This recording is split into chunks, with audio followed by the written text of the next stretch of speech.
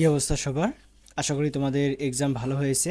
এখন তোমরা তোমাদের ঢাকা বোর্ড এর সেট হচ্ছে গ সেট। তো এই সেটের তোমাদের এমসিকিউ এর অ্যান্সারের সঙ্গে এই অ্যান্সারটি মিলিয়ে নাও।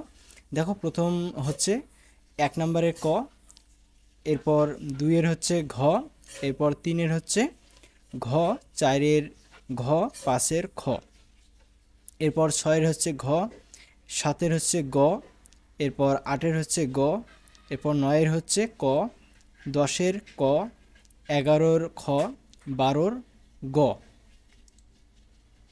এরপর 13-র হচ্ছে খ, 14-র হচ্ছে ক, 15-র ঘ, 16-র খ, 17-র গ, 18-র গ, 19-এর খ, 20-এর গ এবং 21-এর হচ্ছে ঘ। এরপর 22-এর ক, 23-এর গ, 24-এর ক, 25-এর ক, 26-এর খ, 27-এর গ, 28-এর খ, 29-এর গ এবং সর্বশেষ 30-এর হচ্ছে ঘ। আশা করি তোমরা তোমাদের অ্যান্সারের সঙ্গে এই অ্যান্সারটি মিলিয়ে নেবে।